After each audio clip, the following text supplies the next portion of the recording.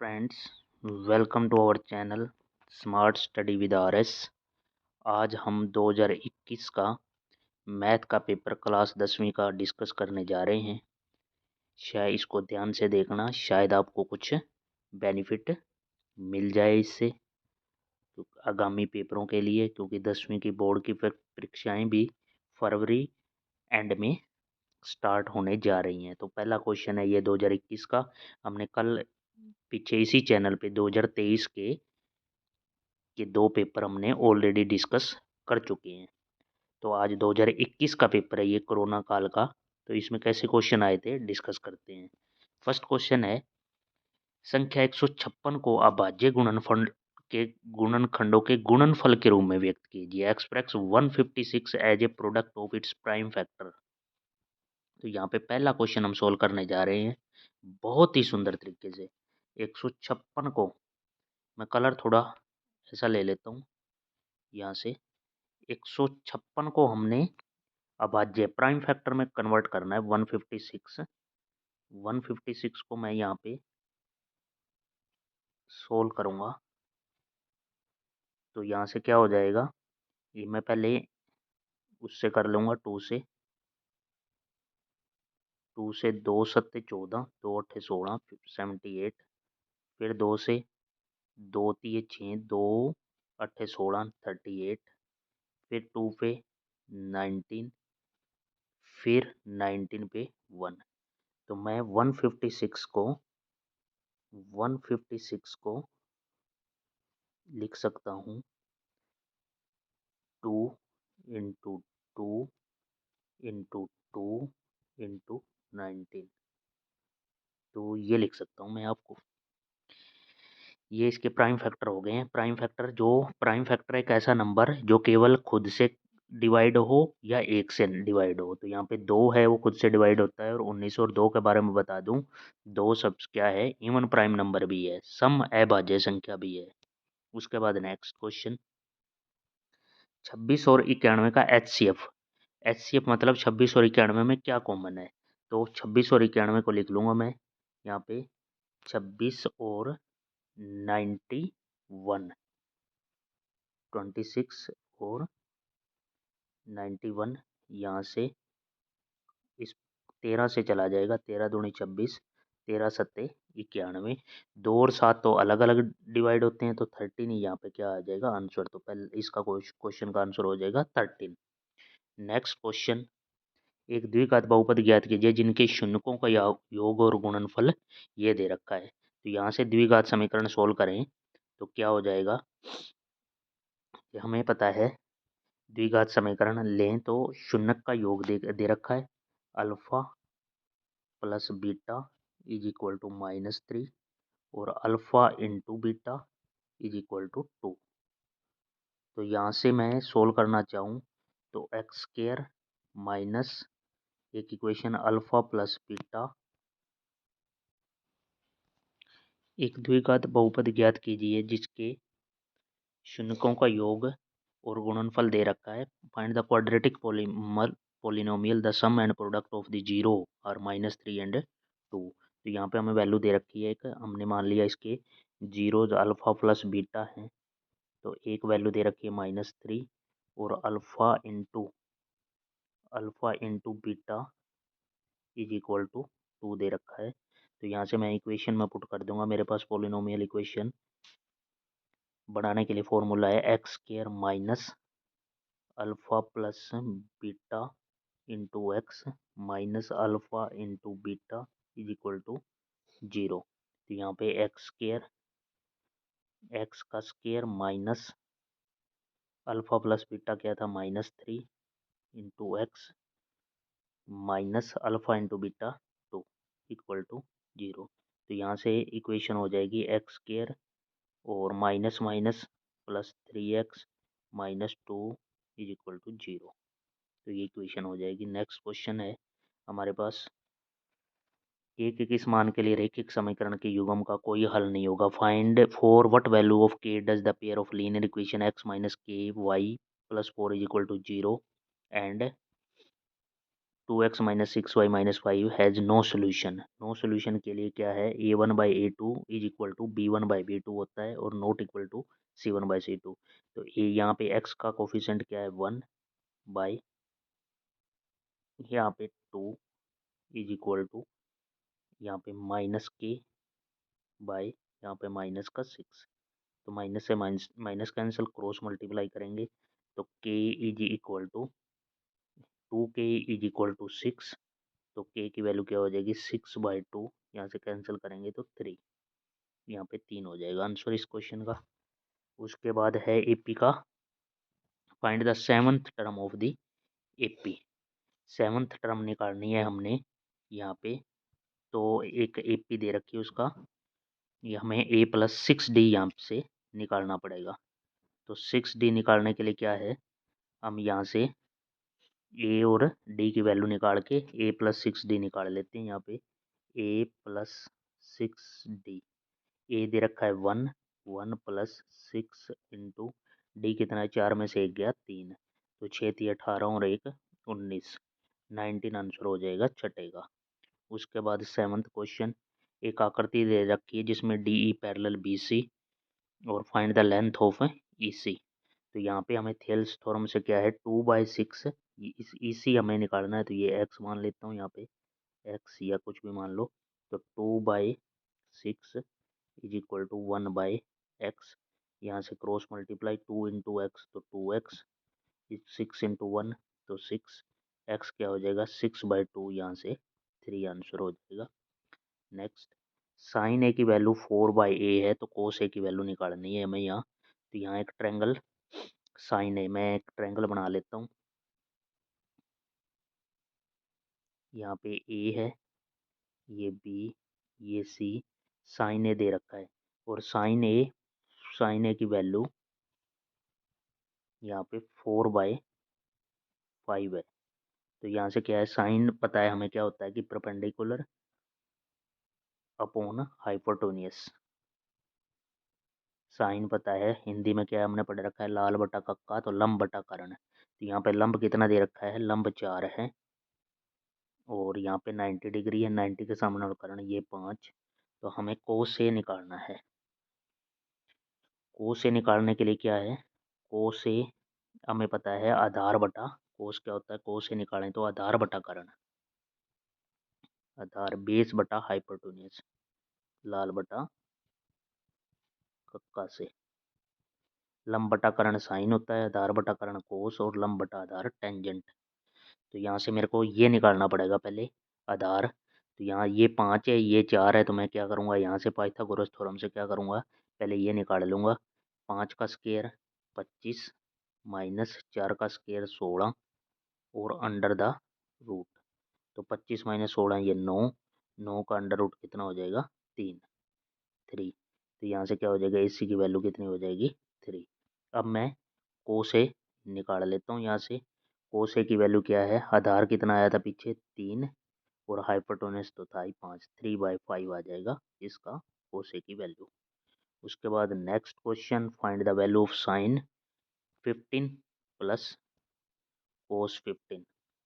Sign 45 और कोस 45। Sign 45 1/√2 plus cos 45 भी 1/√2, तो ये हो जाएगा 2/√2 और 2 को लिख सकता हूँ मैं √2 इंटू √2 और नीचे √2 था ही, √2 से √2 कैंसिल, तो यहाँ से क्या हो जाएगा √2 आंसर हो जाएगा साइन 45 प्लस कोस 45।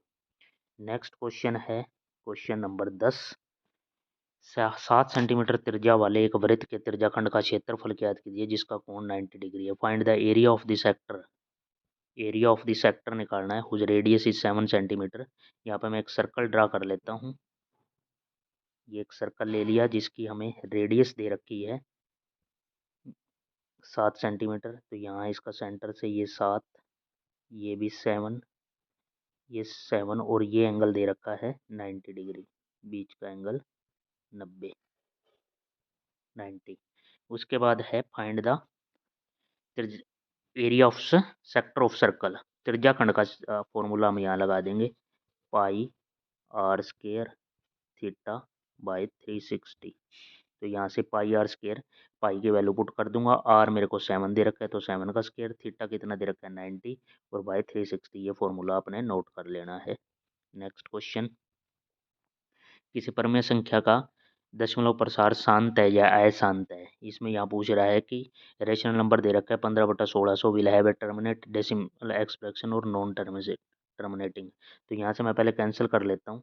15 को ये 5 दिए, 5 दूनी 5 दिए 15, 15 10 320, 3/320। उसके बाद ये यहाँ से हम इसको भाग देंगे ना, 3 बीच में रख के और 320 से भाग करूँगा जब, तो ये टर्मिनेट हो जाएगा, मतलब इसका प्रसार शांत होगा।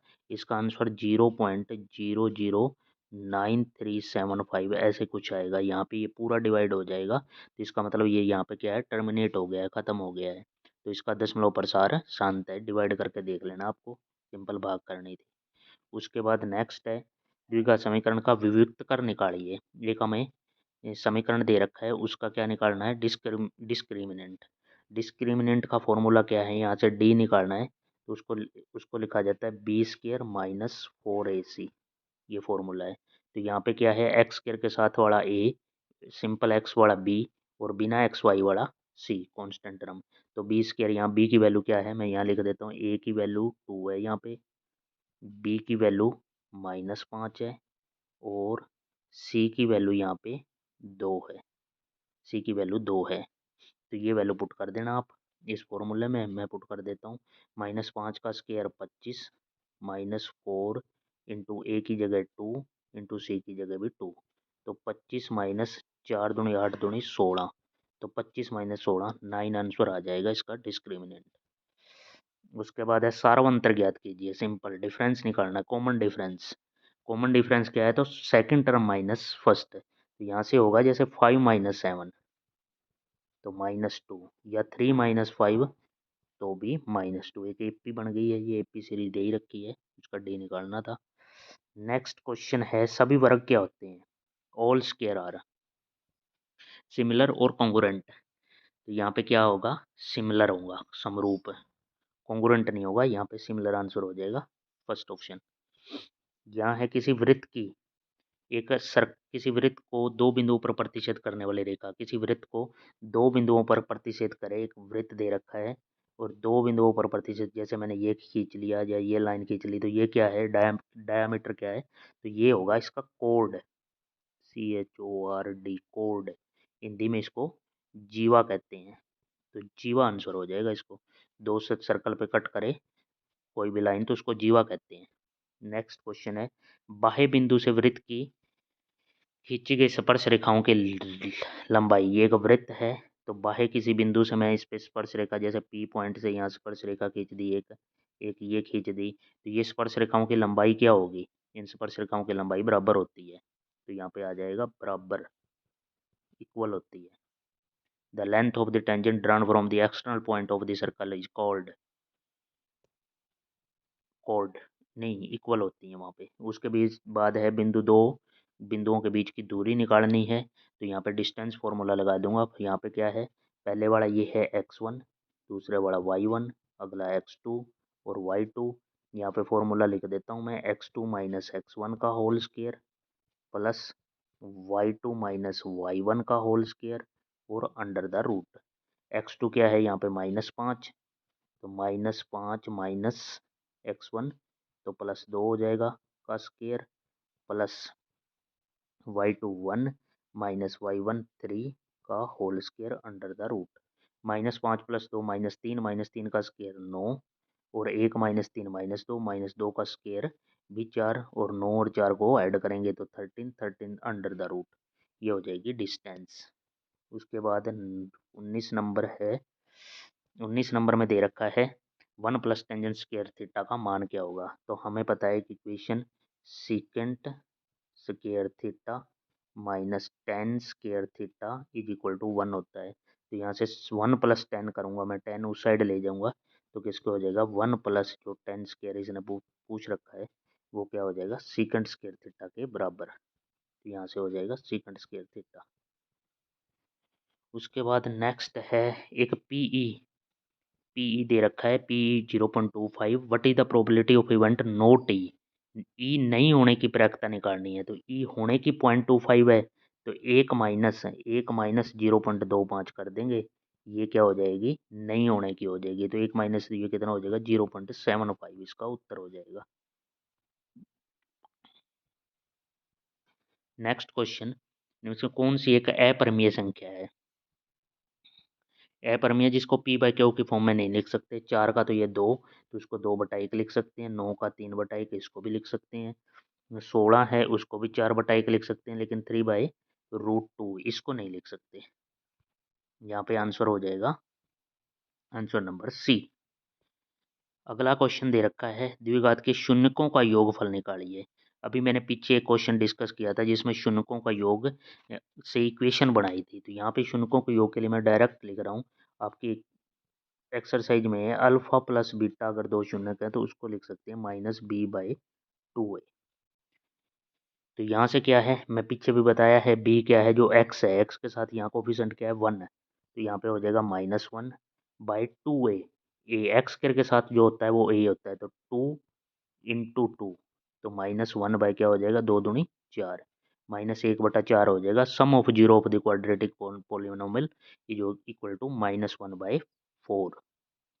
नेक्स्ट क्वेश्चन है, यहाँ पे द्विघात समीकरण दे रखे हैं, इसमें हमने निकालना क्या है, ये दे रखा है का हल होगा। The pair of the linear equation this and this has solution.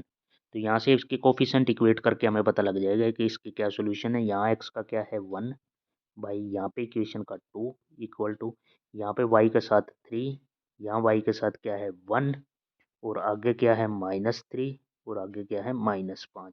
यहाँ पे a1/a2 और b1/b2 नॉट इक्वल है, तो यहाँ पे क्या हो जाएगा, हैज ए यूनिक सॉल्यूशन, इसका एक अद्वितीय हल होगा। जहाँ पे भी a1/a2 not equal to b1/b2, तो this is a unique solution, अद्वितीय एक हल होगा। नेक्स्ट क्वेश्चन है, the which has a quadratic equation. Quadratic के लिए, द्विघात समीकरण के लिए क्या है, हमें जिसकी मैक्सिमम घात 2 होगी, तो वो इक्वेशन होगी द्विघात। तो यहाँ से सोल्व करेंगे एक्स स्क्वायर, और ये यहाँ पे भी क्या हो जाएगा, एक्स स्क्वायर हो जाएगा, इसमें एक्स स्क्वायर और एक्स स्क्वायर से एक्स स्क्वायर कैंसिल हो जाएगा, ये द्विघात नहीं होगी। यहाँ पे ये हो सकता है एक्स स्क्वायर, इसको एक्सपांड करेंगे a प्लस बी का होल स्क्वायर से x square plus 1 plus 2x, और इधर से इस साइड एक्स स्क्वायर नहीं बनेगा, तो ये यहाँ पे बी ऑप्शन हो जाएगा, जो कि द्विघात समीकरण है। नेक्स्ट क्वेश्चन, हम यहाँ द्विघात समीकरण के मूल होंगे, इसके हमने जीरोज निकालने, फाइंड द रूट्स, शून्यक कह लो, रूट्स कह लो, इसके रूट्स निकालने हैं। तो हमने रूट निकालने पहले ही देख रखे हैं, या तो ऐसे ऑप्शन उठाओ जो इसको सेटिस्फाई कर दें, तो वो इसके रूट हो जाएंगे। जैसे मैं 2 और 3, ये ऑप्शन के लिए इंपॉर्टेंट है, वैसे सोल्व करना हो तो आपको वैसे भी आना चाहिए। या मैं 2 पुट करूँगा एक्स स्क्वायर की जगह, तो 2 का स्क्वायर 4 -5 × 2 और प्लस 6, ये 5 था, तो ये 4 और 6 10, और ये -10, तो 0 एक 2 है। 3 रख के मैं देखता हूँ यहाँ पे, तो 3 का स्क्वायर क्या हो जाएगा 9, -5 दिए 15 और प्लस 6, 9 और 6 15 और -15, ये भी 0 आ गया। इसका मतलब फर्स्ट ऑप्शन है इसके रूट्स हैं। जो भी ऑप्शन उठा के पुट पुट कर देना, जो भी 0 कर देगा वही उसके रूट्स होंगे। उसके बाद एक समीकरण, कौन सी सीरीज एपी है, एपी निकालना है, इसमें से कौन सा है, तो यहाँ पे आपने डिफरेंस चेक कर लेना है। दूसरे में से पहला, 3 में से 1 गया यहाँ पे 2, 7 में से 3 गया 4, ये एपी नहीं है, ये भी एपी नहीं है, ये 2 4 में से 2, 7 में से 4 गया 3, ये भी एपी नहीं है, डी ऑप्शन हो जाएगा एपी। 6 में से 3 गया 3, 9 में से 6 गया 3, 12 में से 9 गया, यहाँ डिफरेंस सेम है, तो डी इज द ऑप्शन। उसके बाद है ए बी सी और पी के ओर एक समरूप दे रखे हैं, यहाँ पे कौन से रूल से ये ए बी आर सिमिलर है, विच सिमिलरिटी क्राइटेरिया यूज्ड, कौन सी कसौटी यूज की गई है। तो देखो यहाँ से 2 का डबल कर रखा है 4 मीन्स, और 3 का डबल 6, और बीच का एंगल सेम, तो यहाँ पे क्या हो जाएगा, साइड एक तरह क्या है, साइड की रेशियो सेम है यहाँ पे, और बीच का एंगल भी सेम है, तो यहाँ पे हो जाएगा साइड और एंगल और साइड है, ये ऑप्शन हो जाएगा। या फिर इसमें आर एच एस भी हो सकता था, वो ऑप्शन में है नहीं।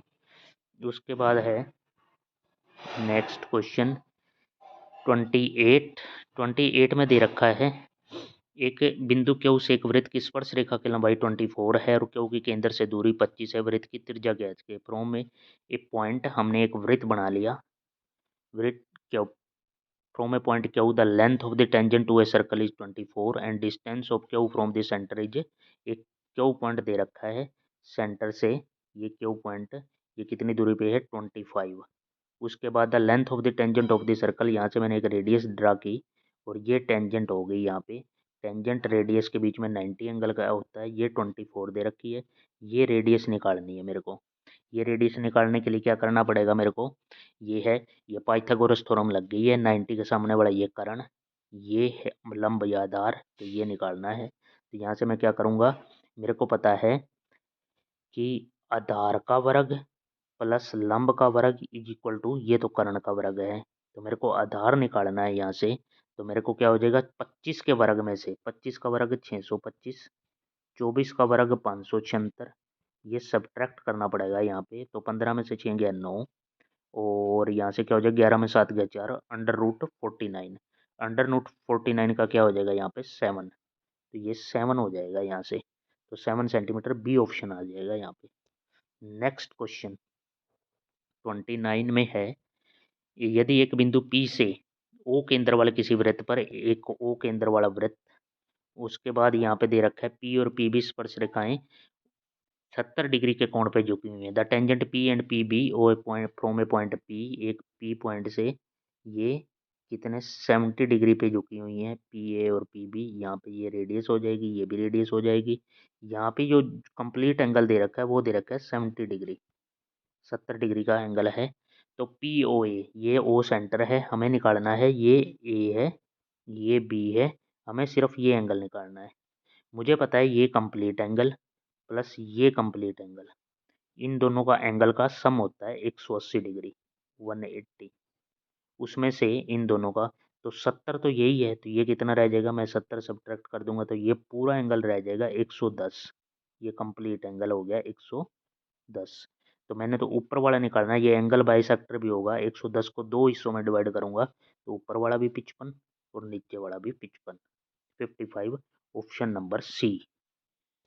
नेक्स्ट, दो बिंदुओं को मिलाने वाले रेखाखंड के मध्य बिंदु निर्देशांक करना है। इनका मध्य बिंदु निर्देशांक निकालना है, mid point of the line joining of two point.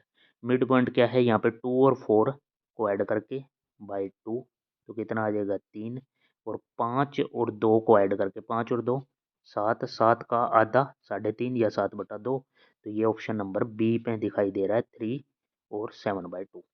Next question, x अक्ष पर किसी बिंदु के निर्देशांक क्या होंगे।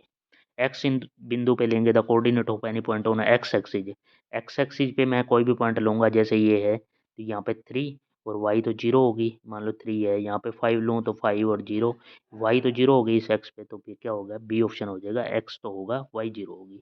और इसी पे एक क्वेश्चन है, मूल बिंदु के निर्देशांक, मूल बिंदु coordinate of the origin, origin के निर्देशांक निकालूंगा तो यहाँ से क्या हो जाएगा, मैंने एक यहाँ पे ग्राफ ड्रा कर लिया, तो ये पॉइंट पूछ रहा है ये क्या होंगे, यहाँ पे तो एक्स भी 0 होगा और वाई भी 0 होगा, दोनों 0 होंगे, दोनों 0 होंगे, तो यहाँ क्या है, कोई भी ऑप्शन नहीं है, डी ऑप्शन हो जाएगा, इनमें से कोई नहीं।